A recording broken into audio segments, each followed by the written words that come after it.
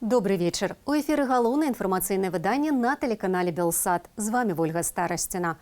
Запрашаю на аб'ектыў, дзе навіны дня па-беларуску і без цэнзуры. Активных запалохваюць. Так они боятся, что Янушковская будет кричать «Уходи, Лукашенко, уходи!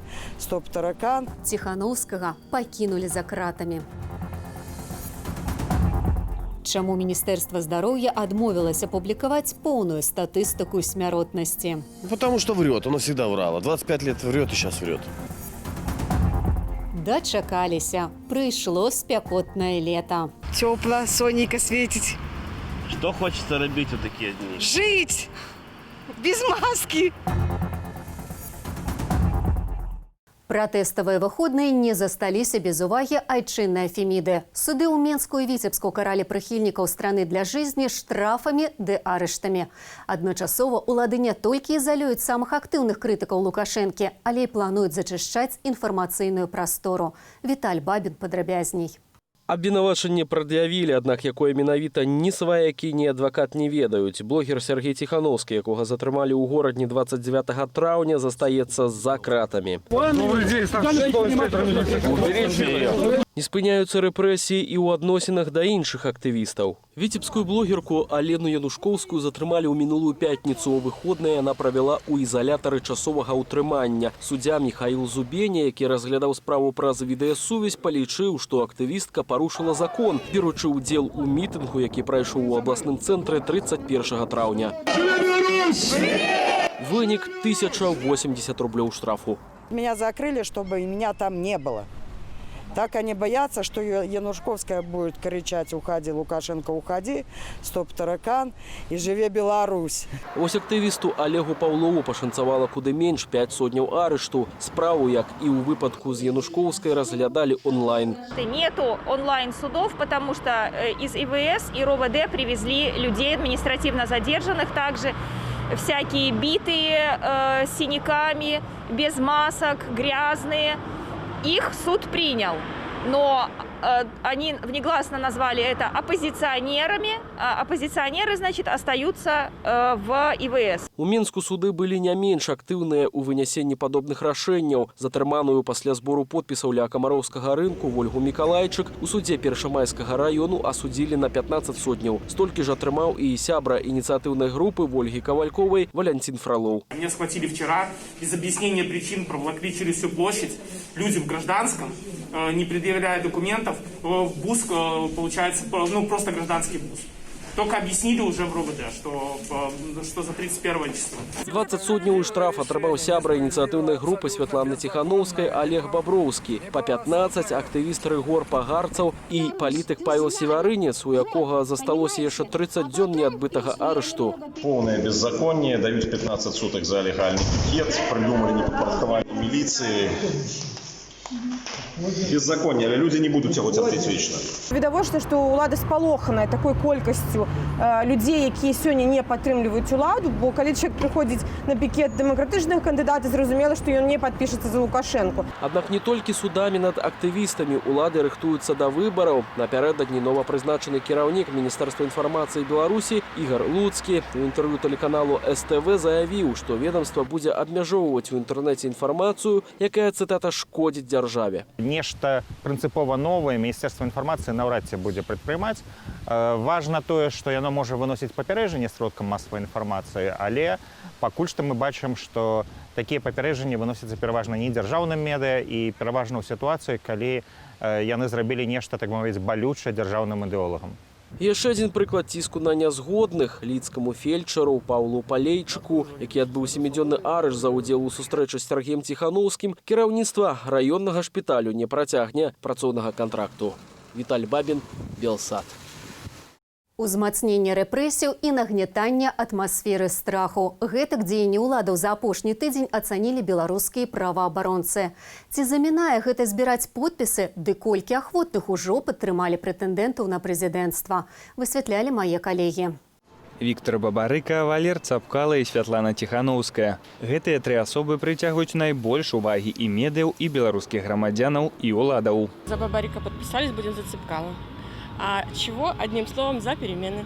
Это господин Цепкало и господин Бабарыка. Если найду пикет с Тихановской, наверное, тоже оставлю на всякий случай. Ініцыятыўныя групы працягваюць збор подпісаў, а эксперты кампаніі «Праваабаронцы за свабодны выбар» апублікавалі чарговы маніторынг прэзідэнцкай кампаніі. Сярод парушэнняў падчас збору подпісаў праваабаронцы адзначылі і фармальны разгляд скаргаў у ЦВК і масавыя затрыманні падчас пікетаў, выкарыстанне адміністрацыйнага рэсурсу для збору подпісаў за Лукашэнку. У нас ёсць выпадкі, нават калі здаецца, в Драгічынскім раёне начальник аддзела адукацыі раёна пакоі настаўніцкім в школе збіраў подпісы. Ну, ясна, што нават калі это не ў працоўны час адбываецца, але ў школе настаўнікі, канешне, вымушаны будуць падпісацца, і ніхто не адмовіць і пабаіцца адмовіць, калі там сядзіць начальнік усіх школаў усяго раёна. За Лукашэнку паводле кіраўніка ягонага штабу сабралі ўжо каля мільёну подпісаў. Пры гэтым у Менску быў заважаны толькі адзін ягоны пікет. У іншых кандыдатаў вынікі больш сціплыя. Віктор Бабарыка паведаміў, што ягоная ініцыятыўная група сабрала 167 тысяч подпісаў. Пра больш як 100 тысяч подпісаў заявіў і Валер Цапкала. Штабы Сергея Чэрачня, Наталі Кісель і Ганы Канапацкай паведамляюць пра больш як 70 тысяч подпісаў, а Андрэй Дмітраў пра 60 тысячаў. Рэшта патэнцыйных кандыдатаў новых звестак аб колькасці подпісаў не падалі. На вуліцах найчасцей можна сустрэць пікеты акурат тых трох прэтэндэнтаў, якія і прыцягваюць найбольш увагі паводле маніторынгу. За всех буду подписываться, кроме Лукашенко. Я подписалась за 5 кандидатов. Ну, я считаю, что должны быть альтернативные кандидаты на выборах. Я, как говорю, 94-го года поверил один раз этому человеку. Расчараванне дзейным кіраўніком краіны гучыць у выказваннях і жыхароў сталіцы і невялікіх гарадоў. И лечу, что человек, который так ненавидит свою краину, людей, не повинен быть президентом. Поначалу, що він такий не був, а тепер поглядіть, яке оскорблення від його, як він обзиває. Ой, голову, як це недавно казав, голову відкрутять, а тоді і руки повикручують.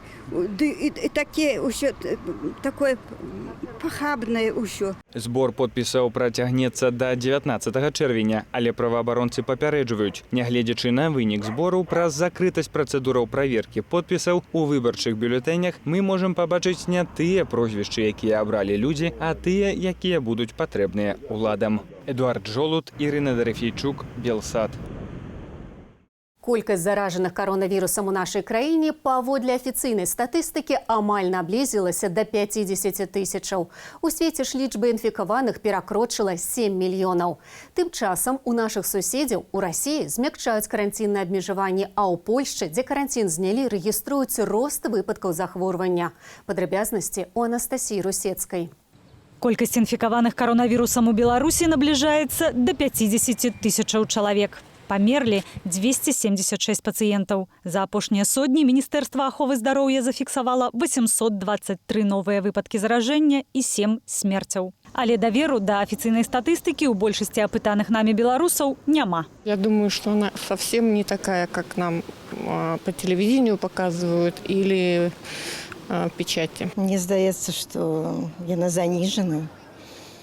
Мне здаецца, што болей людей хворее на коронавирус. Не доверяю, потому что врет наше государство. Я бизнесмен, у меня 2 общепита в Могилеве. Это в центре и на выездном. И я сейчас не могу работать, потому что официально нету карантина, вы в масках стоите на улице. Президент говорит, что его нету, местные органы власти запрещают работать, то есть, беспредел. Подозрительно.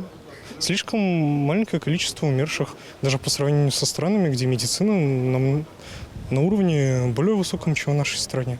Апошні брыфінг медычныя чыноўнікі правялі 24 красавіка. Пры гэтым публікаваць штомесячную статыстыку смяротнасці ў параўнанні з мінулым годам Міністэрства аховы здароўя адмовілася. Такі адказ атрымаў аўтар петыцыі з адпаведнаю просьбаю. Зварот на партале «Зручны горад» паўстаў праз сумненні, выкліканыя надзіва нізкім адсоткам смяротнасці ад COVID-19 у Беларусі ў параўнанні з іншымі краінамі. Намеснік міністра Дмітрий Піневіч паабяцаў, што аналіз статыстыкі правядуць пасля заканчэння эпідэміі. Ды зазначыў. Міністэрства здароўя наладзіла пастаянную сувязь са СМІ для інфармавання грамадзянаў. У тым ліку праводзіцца работа, накіраваная на папярэджанне распаўсюду панічных чутак і неправераных фактаў. У свеце ж колькасць хворых на COVID-19 дасягнула 7 мільёнаў чалавек. Памерлі больш за 400 тысячаў. Расія, другая пасля ЗША краіна, паводле колькасці заражаных, адкрывае для сваіх грамадзянаў выезд за мяжу. Аднак выехаць грамадзяне Расіі змогуць толькі на працу, вучобу, лячэнне і каб даглядаць сваякоў. Іншаземцам дазволяць уезд у Расію для лячэння і догляду блізкіх. З заўтрашняга дня змякчаюць карантинныя захады ў Маскве. У прыватнасці адмяняюць рэжым самаізаляцыі ды пропускаў. 9 июня могут возобновить работу парикмахерские, салоны красоты, фотоателье, ветеринарные клиники и агентства по трудоустройству. Тым часам Вялікая Брытанія, каб не дапусціць другой хвалі эпідэміі, увяла 2-тыднёвы карантин для падарожных. Тыя, хто прыбывае ў краіну самалётам, цягніком або на пароме, абавязаныя падаць адрас, на якім яны будуць у самаізаляцыі. Выключэнне зрабілі ў прыватнасці для сезонных працаўнікоў сельскай гаспадаркі, кіроўцаў цяжкавікоў і медыкаў.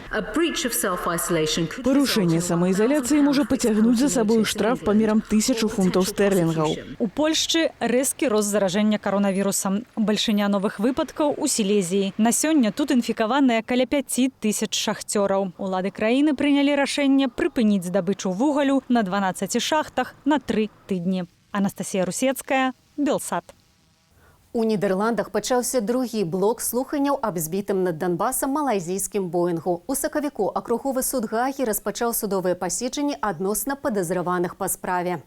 Першыя 4 падазраваны ў збіцці рэйсу MH17 Ігор Гіркін, таксама вядомы як Стралкоў, грамадзянін Расіі, міністр абароны самаабвешчаны ДНР. Сергей Дубінскі, расійскі генерал-падпалкоўнік запасу ПДВ арміі Расіі. І Леонид Харченко, грамадзянін Украіны, камандзір выведнага падраздзялення ГРУ, самаабвешчаны ДНР. Самалёт малазійскіх авіялініяў, які ляцеў з Амстэрдаму ў Куала-Лумпур, быў збіты 17 ліпеня 2014 года на тэрыторыі падкантрольнай прарасійскім баевікам. Аб'яднаная следчая група ўстанавіла, што самалёт збілі ракетаю, выпушчанай з комплексу БУК, які належаў узброеным сілам Расіі. Загінулі ўсе, хто быў на борце, 298 чалавек. Бальшыня ахвяраў грамадзяне Нідерландаў. Усяго 10 рублёў за метр квадратны. Акрамя метраў, выдаткаваўшы малыя грошы, пакупнік атрымае яшчэ і вялікую ўдзячнасць ад лісы або зайца ці птушкі. Больш пра спосаб, які прыдумалі валанцёры, каб выратаваць ад закрыцця адзіны ў Беларусі цэнтр дапамогі дзікай жывёле, распавядзе Наста Каханович. Иди почешу, ну не хотели тебя пугать. Платиновая и срэбна-чорная лісы з мінулага года жывуць у Сірыні. Летась некалькі кантактных зоопаркаў зачыніліся, і валанцёры выкупілі адтуль жывёлу. Ну это он от счастья. Это ему и хочется, чтобы погладили, и страшно. Лісы застануцца ў цэнтры, як і шмат якія жывёліны, што не ў стане выжыць у дзікай прыродзе. Вясна і лета – гарачая пара для працаўнікоў цэнтру. Людзі прывозяць сюды параненых звяркоў ці птушанятаў. Пински упало дерево, на нем было гнездо. В гнезде было 2 птенца. Люди подобрали, передали в экологию пинскую, экология уже передавала нам. Валанцёры выгадаюць гэтыя птушаня драпежнай птушкі, адаптуюць да дзікай прыроды і выпусцяць на волю. Гэтак работнікі штогод выпускаюць у дзікую прыроду нямала сваіх гадаванцаў. Каб дапамагчы цэнтру, валанцёры прапаноўваюць взяць пад апеку аднаго гадаванца, то бок прафінансаваць выдаткі на яго ўтрыманне. У сярэднім на адну жывёліну сыходзіць 150 рублёў на месяц. Цяпер пад апекай 10 з 80 насельнікаў цэнтру. Агулам за 5 гадоў існавання цэнтру валанцёры ўратавалі каля 1000 дзікіх жывёлінаў. Шмат каму з іх давялося рабіць дарагія аперацыі. Они восстанавливают животных, что они возвращают их в естественную среду обитания, что они реанимируют животных после контактных зоопарков, после каких-то несчастных случаев. То есть там, где человек навредил, Сирен реально помогает животному вернуться к жизни. Але цяпер цэнтр не можа функцыянаваць нармальна. Замала месца, каб стварыць належныя умовы для жывёлы. В этом году мы уже для себя решили, что мы либо переезжаем на свой большой участок, либо мы будем закрываться, потому что в том виде, в котором сейчас центр есть, как бы продолжать существование уже, наверное, неправильно. Цяперашні надзел у Дзяржынскім раёне Сірын арандуе. Новы участак, які знайшлі за абаронцы, ў некалькі разоў большы за папярэдні. Ён каштуе $35 000. Валанцёры падлічылі, кожны ахвотны можа выкупіць 1 квадратны метр за 10 рублёў. Калі неабыякавых знойдзецца хаця б 9 000, то цэнтр працягне працу. Цяпер валанцёры мабілізуюць сілы і шукаюць спонсараў. Наста Каханович, Белсат. А цяпер хвілінка нашай радасці і гонару. Стужкам не трэба поціскаў рэжысёра Андрэя Куцілы, якая паўстала пры дапамозе Белсату, атрымала спецыяльную адзнаку на кракаўскім кінафестывалі. Гераіня кароткаметражнага дакументальнага фільму спаралізаваная ад нараджэння паэтка Тацяна Бабрыцкая. Усё жыццё пра яе клапацілася маці, якой цяпер 92 гады. Журы 60-га кракаўскага кінафестывалю адзначае, што вылучыла фільм Андрэя Куцілы, бо стужка надзвычайнае выражэнне безумоўнай любові і адданасці маці свайму дзіцяці. У конкурсную праграму кракаўскага кінафестывалю трапіў яшчэ адзін дакументальны фільм, зроблены пры падтрыманні Белсату. Эпітафія рэжысёра Віктара Аслюка. Цэлы тыдзень будзе гарачыня. Нават да 33 градусаў узнімуцца слупкі тэрмометраў.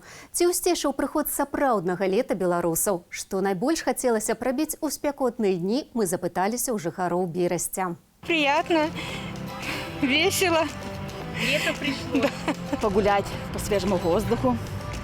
В парке, но только что с коронавирусом нет всегда такой возможности. А вообще на даче отдыхаем в такую погоду. Тепло, как на юге. Очень я люблю тепло. Я летом родилась, поэтому мне нравится такая погода. Ну, люблю больше холод. Вот, то есть, как бы, не знаю, жарковато мне.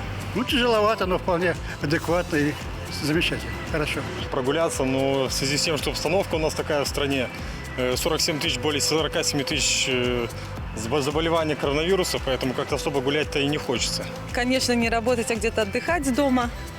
Вот, но я думаю, что в связи с такой ситуацией напряженной, теплота такая людям, наверное, в радость. Хочется на пляж, ну еще вода холодная.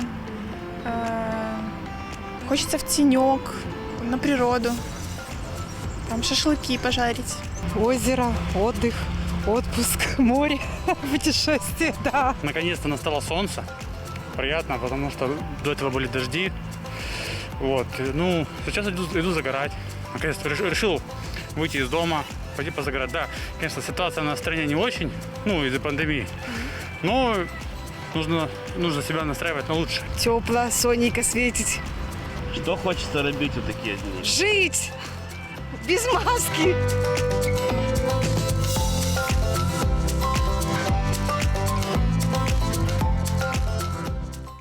Адразу пасля аб'ектыву глядзіце адмысловы праект «Выбары про-контра». На вострыя пытанні Святланы Калінкінай ды Віталя Цыганкова сёння адказвае прэтэндэнт на прэзідэнцтва Александр Рыгорович Таболіч, які апавядзе не толькі пра мэту свайго ўдзелу ў выбарах, але і пра то, як ягонаю кліенткай у тату-салоне была сястра Ярмошынай. Не прапусціце. Але перад гэтым традыцыйна прагноз надвор'я. Усяго вам самага добрага. Беражыце сябе і сваіх блізкіх.